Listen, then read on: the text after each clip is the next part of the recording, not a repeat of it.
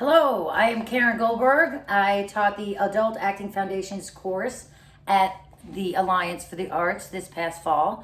I am a founding member of Theater Conspiracy. I've been doing plays with them for decades.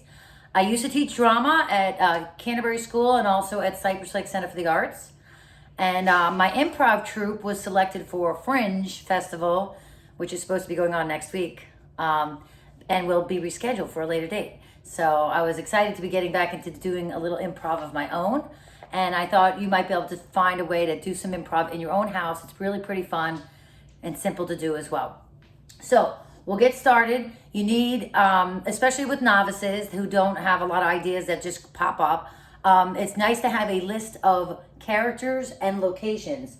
So I have a PDF that I'm going to attach to this and send to you. But you need to have your characters and locations.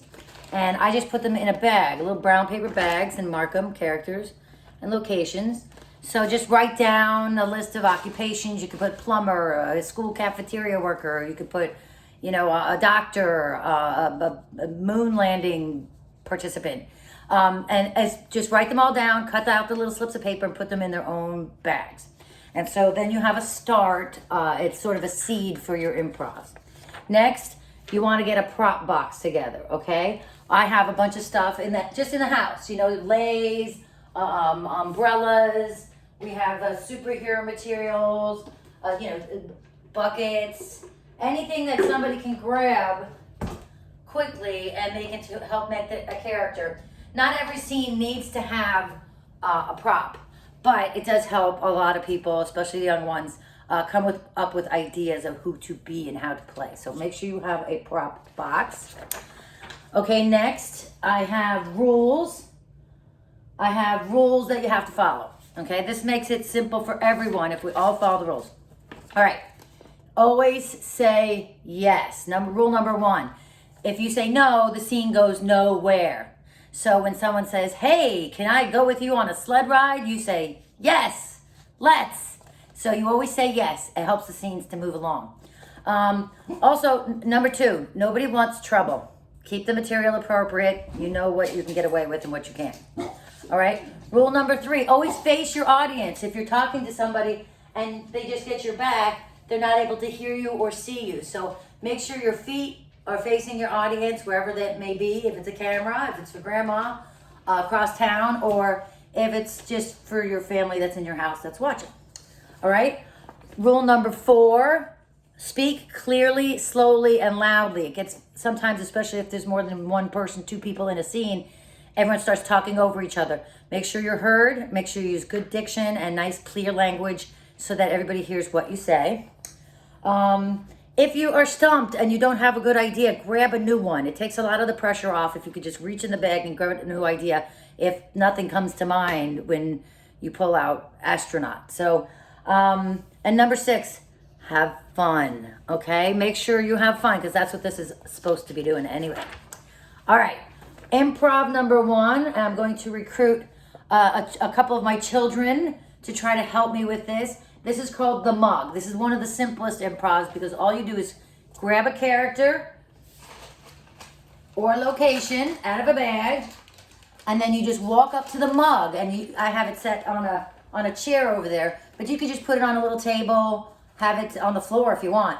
But somebody walks up, takes a character or location out of a bag, and all they do is pick up the mug and use it as if they're using the mug as that character or in that location. And they should try to convey that location and that character without saying it directly. Hi, I'm in a Wild West saloon. But you can act like you're in a Wild West saloon. You pick up that mug and you say, hey, barkeep, I'm just in town for supplies. Okay? So that kind of thing. All right. If I could get Maddie and Jimmy to come and grab a character or a location. You can put this one, you can use either. A lot of these you can use either, but I like this one to give people a choice. And all you do is you walk up. Dave, come on, get an idea too? No? Come on. And then, because you want to move this one along quickly. Somebody comes up, they just step up, grab one and go, and then the next one comes up, is ready to go. So everyone line up. Go ahead and get in line, and Maddie will start. And Maddie will go up and do the mug for you. Step right up, step right right, up, come and get you. I'm taking nickels for the circus, I guess. I don't know. I don't know what to do with this. Yeah, carnival barker. All right. Yeah. Circus performer. Yeah. All right, Dave. Wow, this would make a really good souvenir. I should buy it. A tourist, I'm guessing. Did you know that actually you have to be going about 1,000,000 miles an hour in order to blue shift a red light to be able to be green? All right, so that's it. You just come up with one sentence, something silly. It doesn't matter. There's no failures here because it's just fun. All right, another improv we're going to show you. That was the mug. And we're gonna do talk show. And this one's kind of fun. One, if you guys can line up the chairs, you get a few chairs because you need a row of chairs like on a talk show where there's a host and then their guests have a place to sit. So in talk show, everybody gets a location except the host. So who's gonna be the host, Maddie? The host has to introduce the show, come up with the title for the show real quickly, and then they introduce their guests, and they have to guess where they are from without them giving it away directly. And now, guys, when you have these ideas in the bags, if you use one, you can't use it again, okay? At least that turn. Just keep them to the side of the bag and put them all back in there for the next time you play. Nope, you're the host. So the host just introduces the show. That's the locations, yep. And you guys just come up one at a time. She has to introduce you just like a host. We'll take the mug out of here. Jim, you're not on yet. These are your guest chairs.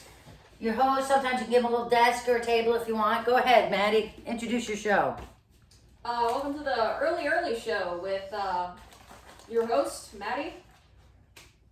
I'm here tonight with Jimothy Gimothy. You can make up a name for your guests, or you can use their real name. It's up to you. So, Jimothy, Yes. what brings you here to our wonderful early show? Oh, well, I wanted to talk about this awesome place I've been. All right. So, it's a lot of fun, and they have these like slides, and they have like monkey bars and swings. It's pretty good. All right. So, is this like a water park type place, or are you just talking about your family trip to Disney World? What's up, Jimothy? Well, it's not a water park, but it's kind of like a park. I mean, it Timothy, is are a you just Mr. Timothy? Are you just talking about your trip to the local playground? Yes. All right. So right here, folks. So once the host figures out where they're from, and they confirm it, you agree, you introduce your next guest, and then he has to move down the chairs. All right. Next up, we have David. Welcome to our show. So I heard you've also been to a place at a time. Yeah, well, it started out as a vacation, but then went horribly wrong. Horribly wrong. Yeah, I was flying over South America when the plane got crashed down, and I was stuck there. Oh, were you deserted? Abandoned, perhaps? Wasn't abandoned, but I couldn't find my way back to the nearest town. So you were in the jungle. I was in a dense... Deserted land. I was in a dense forest, yeah, and I didn't know where I was. Alright, so you were lost in the jungle. And Yeah, the but it jungle's was... where you were when you were lost and you were stranded from your plane. Yeah, I was lost in the jungle, but it was that one rainforest in South America. Oh, the Amazon specifically? Yes. Alright. All right. Well, that's our show. Wrap it up, Mad.